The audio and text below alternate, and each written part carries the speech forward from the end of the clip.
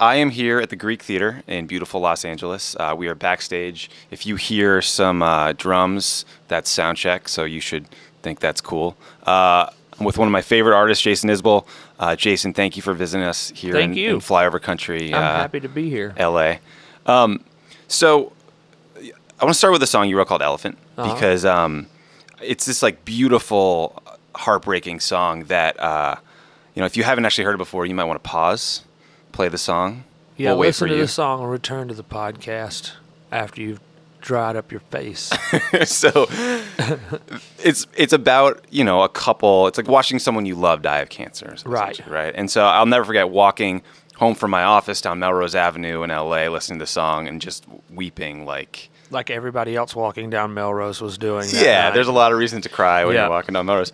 But what was amazing about that moment was it created real empathy in me for a fictional character. Mm-hmm. And I think that empathy has been missing in like political discourse long before Donald Trump ever came to be. And I'm wondering if there's a way that we can like steal your mojo and the empathy creation magic from artists to fix this discussion. I mean, I think it's better for everybody if we just try to pretend like we're somebody else every once in a while, But yeah, you're right. I mean, the Trump thing would never have happened if we were still acting like civilized, grown citizens, I think that was probably a result, not the Trump administration is not the disease. It's just a symptom of it, and the disease to me is people have really, I don't want to say that they've stopped caring about each other, but I don't know that they ever really have as much as they should or as much as we should, because I don't believe that this is as bad as it's been in America. I mean, we almost didn't make it. All the other countries in the world were laughing at us, around the Civil War time, saying, look at these guys. They just got started and already they're killing each other and watching from the bleachers and and we were shitting ourselves to death in ditches. I mean, more people died from diarrhea in the Civil War than anything else, And it's been worse, but it's also been a lot better. And I still think of it like we've fallen a few rungs on a ladder that we're still trying to climb, But yeah, I think part of the problem is the idea of delayed gratification is really, I think, hard for people to grasp. I think it's a lot easier for people to say, the low-hanging fruit conundrum, for people to say, this is right in front of me, so I'm going to take it, rather than really realizing, and I'm not talking about like a financial system. I'm not saying people should be socialist or communist. That's a different conversation. But just in the way that we treat each other on a day-to-day basis, I think every once in a while, it might even be in your own self-interest for your neighbors to be happy, And I think that's something that we've sort of forgotten. It's like you can still be as selfish as you want. Right. You're just going to have a way better day if everybody's being treated fairly. Yeah. If your neighbor comes and says, I think someone's trying to break in.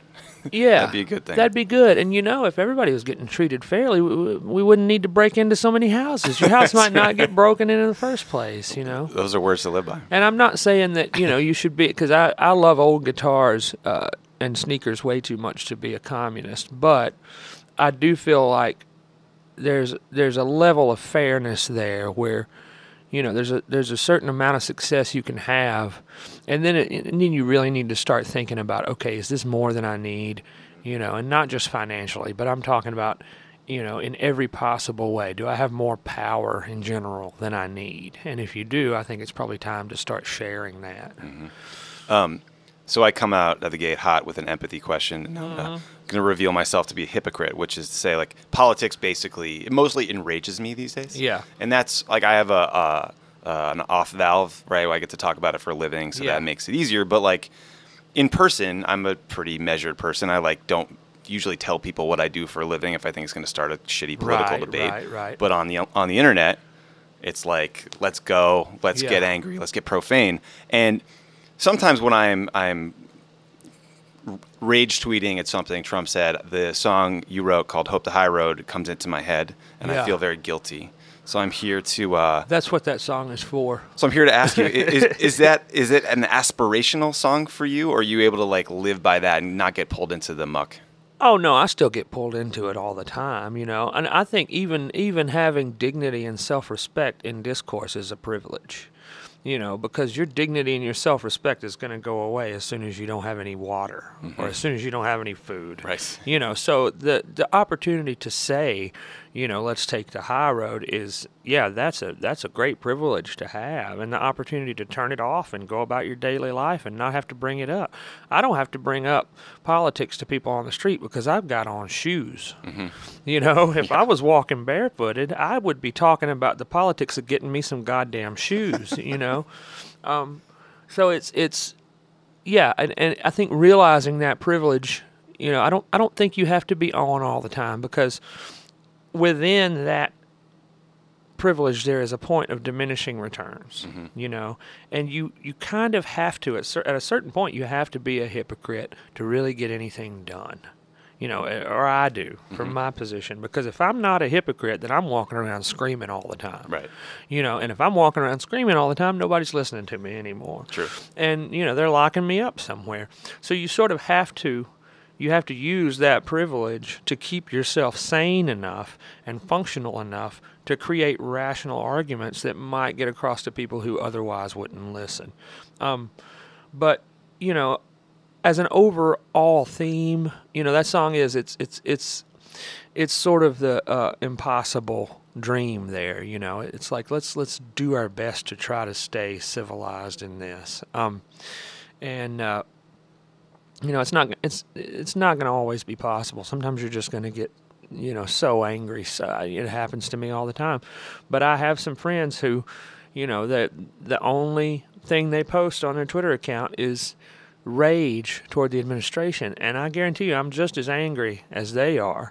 But man, you're going to turn everybody off if you're just screaming about it all the time. And you know, the only really good thing about hypocrisy is being a hypocrite does not mean you're wrong. Right.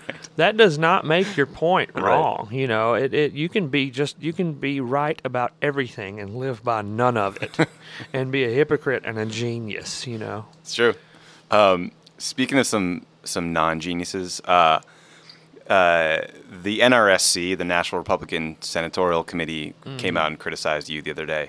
It was you and Ben Folds headlined a rally for Phil Bredesen, the former governor of Tennessee, who's running for Senate.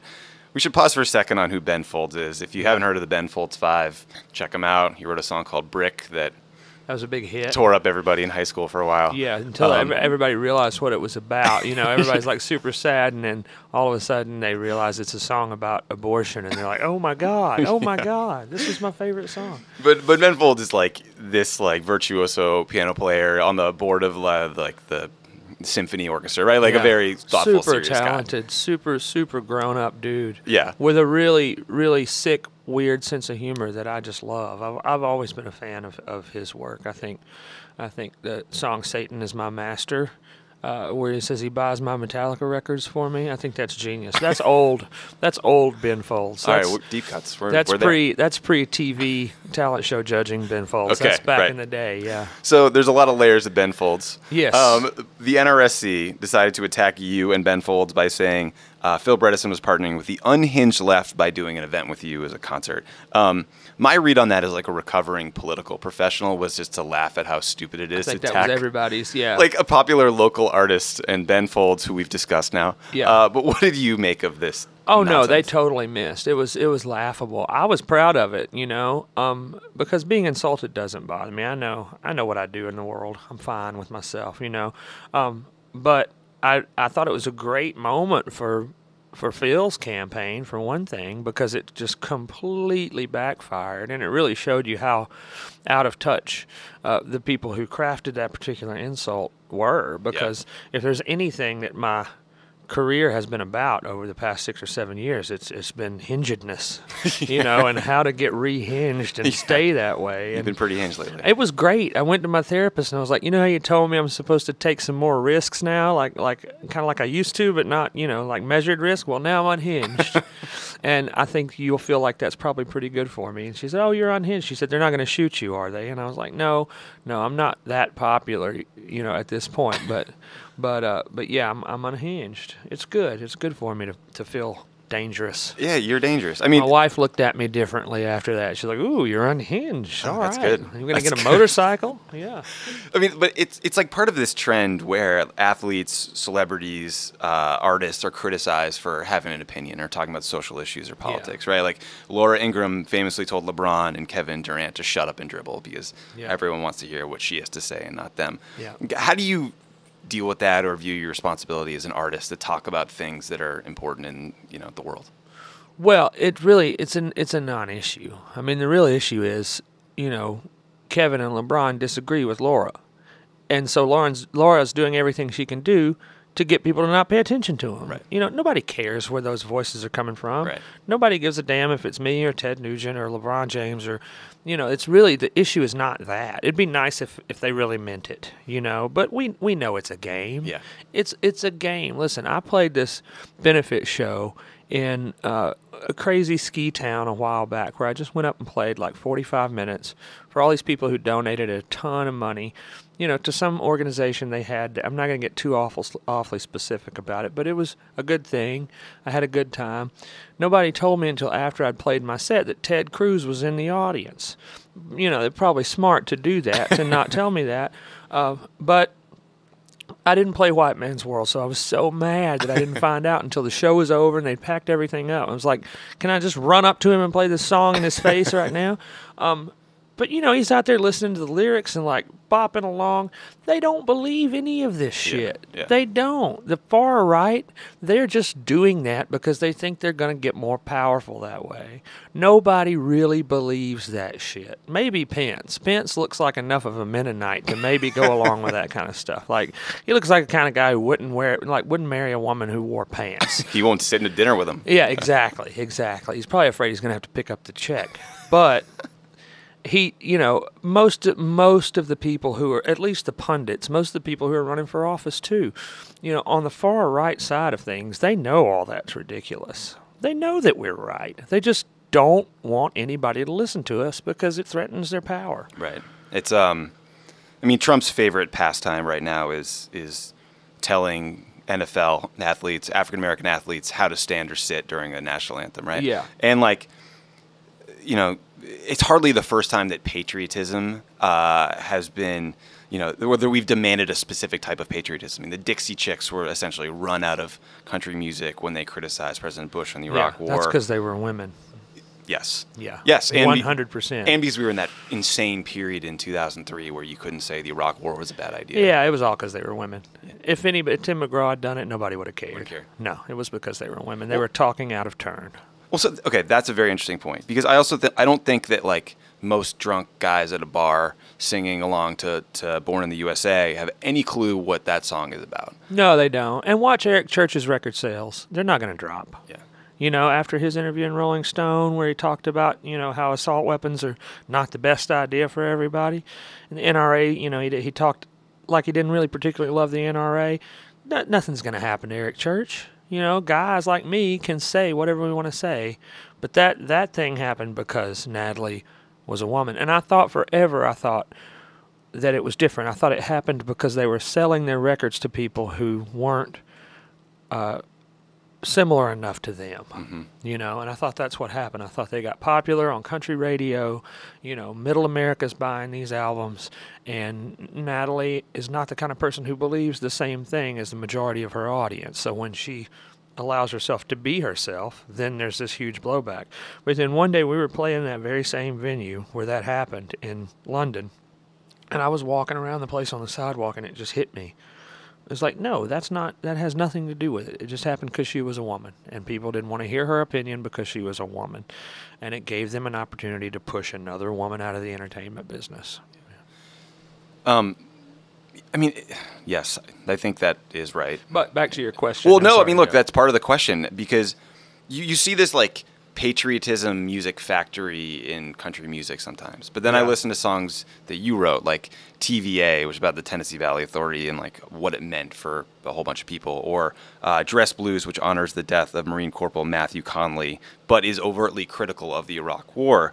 And I think those songs are a hell of a lot more patriotic than like Iraq and Roll or whatever bullshit was coming out in 2003. I mean, I love my country very much, I love my daughter very much, but, it's my job to try to help her be better, and I mean, I think that's a type of patriotism that rings more true to me than anything else. I think it's your job to stay reasonably educated, at least, as educated as you're privileged to be about what goes on in your country, and try to do what's right. Try to encourage people in leadership positions to do what's right,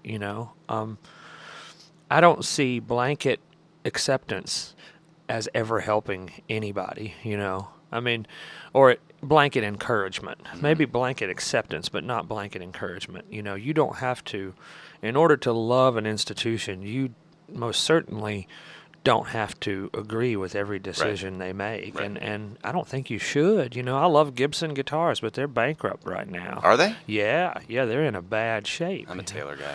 Yeah, they're good. I've had a Taylor before. Yeah. Martin guy. Yeah, for the acoustics, I like the Martin, but the Taylors play really, really well. Is it just because they got that big booming dreadnought? Is that like the thing you like? I about like them? the loudest guitars possible for acoustic guitars. I think it's kind of like the green M&M principle. So you may already know this, but everybody used to give Van Halen a hard time about the green M&Ms. No green M&Ms on their rider, and they thought that was just them being prima donnas. But really, and David Lee Roth talked about this in his book, but really they would put that in the rider in order to make sure that the entire rider was red, because they were on a tour where they were playing a lot of tertiary markets, and they were doing rooms where they weren't sure that all of their stage production could be supported by the room, So somebody could very easily get hurt. If you're blasting off a bunch of pyro and jumping off the speakers in the Civic Auditorium in Columbus, and somebody hasn't gone through the proper channels and they haven't read the entire rider. So they knew as soon as they walked into their dressing room, if there was green M&Ms in that bowl, somebody either didn't read the whole rider or didn't care about what it said. When they saw there's no green M&Ms, they could go on stage without fear of getting their neck broken by a falling lighting truss. There was a reason for that. There's a method to that. There was a reason. I mean, it's silly, but I love that story. So is the green M&Ms, does that relate to Martin somehow? Yes, the volume of the guitar is the green M&M to me. Got it. If I play an acoustic guitar and it is louder than any other acoustic guitar in the room, I know all the pieces of it are put there the way it's supposed to be. Gotcha. Yeah. I bought myself the guitar that I remember seeing in Guitar Center and wanting with every fiber of my being when I was 12 years old. And then I realized 2 years ago that I'm old. Yeah. And I can buy whatever I want. So I just bought this like Koa wood, beautiful Taylor. Nice. I used to have a Taylor that I really liked, and I bought it with some student loan money. Nice. In college one year. I went to all my teachers and I was like, I'm not going to buy your textbook because this is a scam, and it's a scam. And I'll study, I'll take notes, and I'll get whatever I need to get from the library, but I'm going to spend my student loan money on something that actually does me some good. Did that work? It worked. Every single one of them was great with it, and I made 1 B and the rest A's that semester. Shit. Yeah, it worked. And I don't know if it would work now, but, in those days it was like they were looking at me, and I was from Alabama, and I was like, they were like, well, I'm sure if he probably didn't have a whole lot of money coming into here, so we're not going to scam him this semester. Speaking of looking at you and being from Alabama, I mean, I feel like I've seen a bunch of interviews with you or read them where I feel like they look at you like this rare political specimen that shouldn't exist in the U.S. because a white guy from Alabama with an accent who hangs out at country music festivals shouldn't have like a super woke take on white privilege or like, how women are treated horribly. Do you think that gives you some insight into like the other half of the country that, they assume you are? I think the people that I grew up around and the people that I'm related to and, the people that I still spend some of my time with, definitely that does give me some insight, I think, that, I do get a kick out of people saying I'm like a Hollywood liberal elitist or I'm in some kind of bubble, when Shoals bubble. Yeah, that North Alabama bubble. I think that it probably gives me some insight that I wouldn't have had otherwise. I think I know what rural people, for the most part. I'm not wanting to group those folks together too much, but I think I know what a lot of middle Americans are interested in and what makes them happy and where their priorities sit at the very least, Yeah. Because I'm super close with my parents, and I mean they grew up in Alabama in the 60s and 70s, and then when I got a little older, I started making music with people who had worked in the Muscle Shoals scene, and people who had dealt with the convergence of black artists and white artists around that point in time when things weren't all rosy in Alabama, and there's a lot of different opinions on what that music did. Some people don't necessarily believe that it was the best thing. But for me, I was so heavily influenced by Aretha and Otis Redding and Wilson Pickett and Percy Sledge, and I just got lucky enough to, at some point in my development, decide, okay, I'm not qualified to make this type of music. Like, I would love to do that. I would love to be, blue-eyed soul singer. That term makes me cringe, but I just can't do it. Yeah. I'm not going to get up there and do that because that doesn't. The gift of self-awareness. Yeah, that's a big deal for me because I mean, if I didn't have that, I could very easily be up there trying to sound like Otis Redding, and that doesn't belong to me. I think you could pull it off. I mean, pull it off to a certain extent. Right. I know all the words and I could hit all the notes, but I couldn't do it in a way that would make it necessary. It's better for me to listen to Otis Redding and let the spirit of that find its way into the music that I make. Gotcha. Yeah, I can't imagine trying to cover like Sam Cooke, for example. No, why? Unless Don't you waste were your Otis time. Redding, yeah. Unless or Aretha, or somebody who could really do it. I mean, there's so many. Every time I think one of those people is my favorite R&B singer from that era, then I think of somebody else. Every time I think of like Mavis Staples, and I think of Candy Staton or Betty Lovett or Aretha or Gladys Knight, or then I'll think about like Otis, but then I'll hear Sam Moore do something that I think is just incredible that I don't think anybody else could have pulled off. And then you go back and look at Sam Cooke and how he was in control of so much of what he was doing, and he was kind of like like for us, like the Beatles were the first people who ever like took control of their own art in any way, shape, or form. Before them, you couldn't touch buttons in the studio. Everybody who touched the buttons wore lab coats, and it was like a science thing in there, And I think Sam Cooke opened a lot of doors for black artists that were making R&B music because he was really one of the first people to question the deal, to go, yeah, I understand that, you guys are throwing a lot of money at me and making me a star, but is it what I deserve, or is it just what you decide will be enough for me, So I obviously wasn't alive for Woodstock. Right. Not quite that Not old. even like the one with Limp Bizkit? I might have been alive for that I one. bet you weren't alive for that Where one everything either. was on fire. Yeah. Didn't everything get burned down? Was it the Yeah. 90s? 92, Yeah, I was maybe? 12. I tried to forget that. Yeah, it wasn't that cool. Yeah. But when you so my window into this is like documentaries and books, and when I look at docs about like the '60s, the Vietnam protests, Woodstock, it feels like there was unity from music among those groups of people, and I sometimes wonder, like, where the fuck are our protest songs? Like, is Yeah. it some EDM track that I'm not into, or are we like lacking that cultural unifying force? They're there. They're just not as that type of music is not promoted like it was in those days. There's still people out writing those kinds of songs and trying to get their way through. How do I make this a good song without, like we were talking about earlier, getting past that point of diminishing returns where you're just yelling at somebody.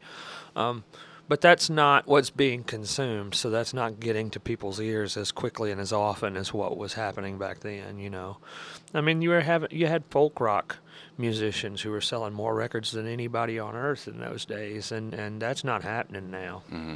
It's still there. You just got to look for it, Dig a little deeper. Yeah, you just got to look for it. I don't know that anybody has written one, like, We Shall Overcome type of anthem for the time that we're in right now. I was talking to David Crosby about that at Newport a few weeks ago, and he was saying, which one of you guys is going to do this? He says, like, I'm too old. I'm too old. I've already had my movement, but which one of you folks is going to write the song that really unites everybody? And I don't know that that's possible in the same way that it was in the 60s, but, I know I get a lot of motivation and inspiration from my fellow songwriters. So hopefully somebody will make something that just seems perfect for the time, Yeah.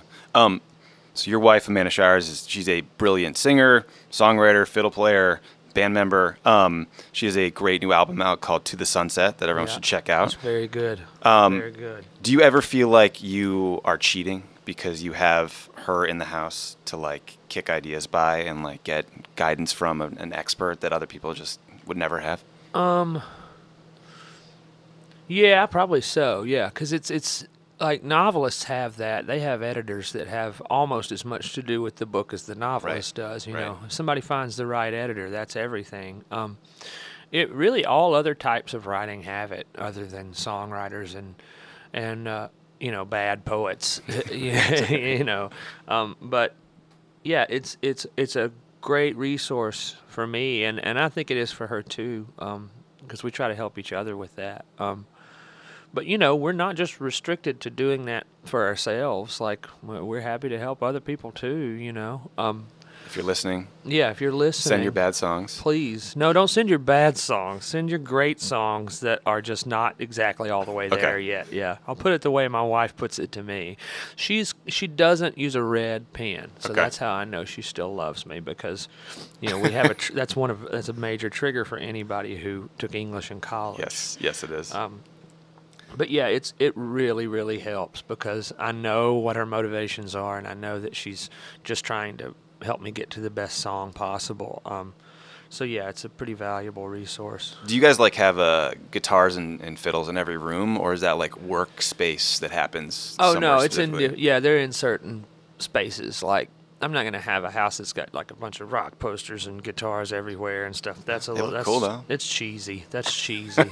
That's cheesy. I want to be able to sit in a room with people and not just stare over their shoulder at one of my old guitars for the entirety of the conversation. And wish you had it in your hands? Yes, because that's what I would be doing. It's like there's a room for that, but then all the other rooms are for actually being social. So along those lines, like a lot of guitar players, they start fast, right? You get some calluses, you feel good, then you plateau. Yeah. And like the obvious answer for how you get good is you practice. But like, I hate to break it to everybody, but like playing Stairway while you're watching SportsCenter over and over again is not like the Malcolm Gladwell 10,000 hours, right? It doesn't count. Which is also bullshit. He doesn't know he never knew what he was talking about, that guy. Oh man. So how do you practice well? Like are you running scales with a metronome? Are you playing with other people? Like, do you have teachers? I don't practice, I never really have. I never thought of it that way. I just play. And, that I feel like I'm really lucky, because I've never felt the need to sit down and, like, play the guitar. I've never thought you need to practice the guitar today. It's just always been what I've done when I don't have anything else I have to be doing. Mm-hmm. And when I'm playing, especially now, I'm trying to find new things, rather than get better at old things. I'm trying to make things happen that didn't seem possible to me 10 years ago. And for me, also a big part of practicing at this stage, if you've been playing for, 33 years or something now, but if you've been playing for decades like that, I think a big part of practicing is listening, to other players who do interesting things. And we've got plenty of those in Nashville. The new Nels Cline 4 album is really I've been listening to that a lot, because they do some really interesting, crazy, skronky things on guitar on that record. Cool. Almost done here. I'll let you go perform a concert for all the really happy people. I know you spend countless hours like writing songs, perfecting them, like getting good at the craft. Do you ever show up at a venue and think like, let's just play some covers, like, and like a 14-minute in memory of Elizabeth Reed would be fun tonight? Yeah, we could do that. We've done it before. One night we were playing in State College, Pennsylvania, and we were playing for the opening band. And that was it. That was the only people that were there, and it's been 9 years ago probably. But we went out we took a set break and ate some mushrooms. And by we, I don't mean everybody. I don't remember who all ate them and who all didn't, but I definitely did. And then we came back in, and I can't remember if it was E. Reed or Jessica. I think it was probably E. Reed, but we did one of those Allman Brothers instrumentals, one of the Dickey tunes, and I thought in my mind that we had played a full second set, but really we had just played that song.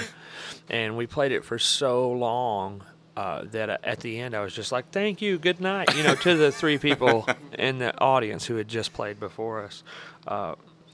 But yeah, we could do that kind of thing. Okay. And you know what I like to do is, no, I never think about doing that at my own shows because that's not fair. Upset people. Yeah, that's not fair. And I'm not exactly trying to upset the people in the audience at this point in my career. Maybe I was early on, but I do like, we played in Austin last weekend, and we played 3 nights there, and then on Saturday night I went out to the Continental and played guitar with David Grissom and essentially Joe Ely's backing band, and they've been together for like 30 years since they were all playing together with Joe, and they're called the Booze Weasels, and they get together like once or twice a year, and they play a bunch of covers at the Continental Club, and that happened to be the night that they were doing it. And I know David a little bit. I don't think any of them knew whether I could hang or not, so it was like, when I got there, it was like, just come on up, turn it up, it's great, it'll be fun. And then after I got up there, they were like, can you stay? And I was there for like an hour and a half playing. Nice. But I didn't have to sing or get in a mic or anything. It was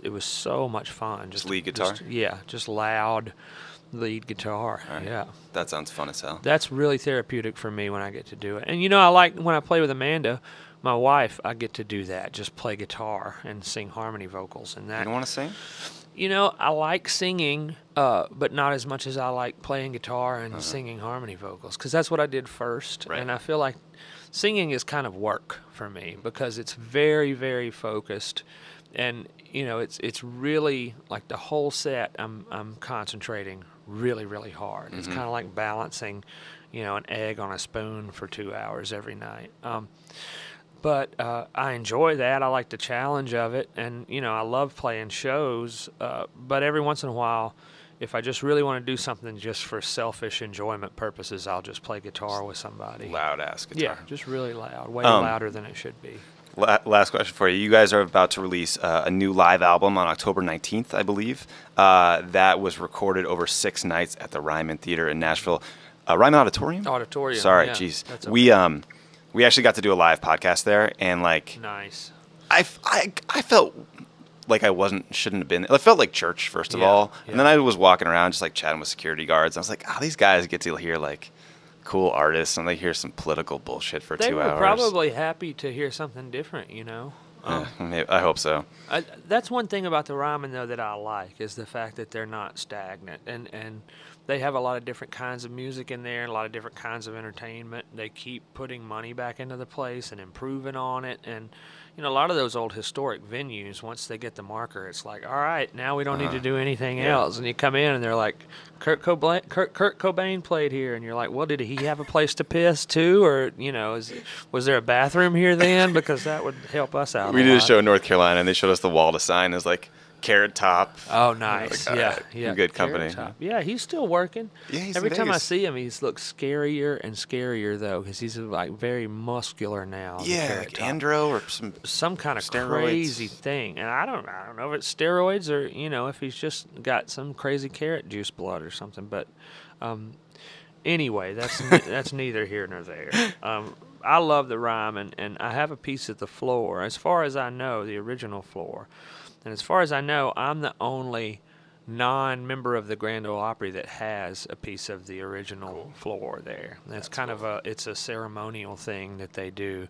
And I guess it's just because we've sold out, 17 shows or 18 shows there now that they felt like that was, and it meant a lot to me because, growing up, I learned so much old-time music and bluegrass music and gospel music from my grandfather. And his concept of making it in the music business was playing at the Grand Ole Opry, or playing at the Ryman Auditorium where they hosted the Grand Ole Opry forever. And that was his, making it was getting to be on that stage. Yeah. So that means a lot to me. That's cool. Well, Jason, thank you for taking the time. Thank you. Everyone should check out all your stuff. Yes. Spotify, Apple Music. All that, Everywhere. I would love it if you just go buy it, but if you Where do you buy can't, it? you can buy it at if you have a local record store, that'd be great. Okay, if cool. not, you can order it off of my website, Great. jasonisbell.com. Perfect. We'll go there. I think that's it. / let me give you all my money .org.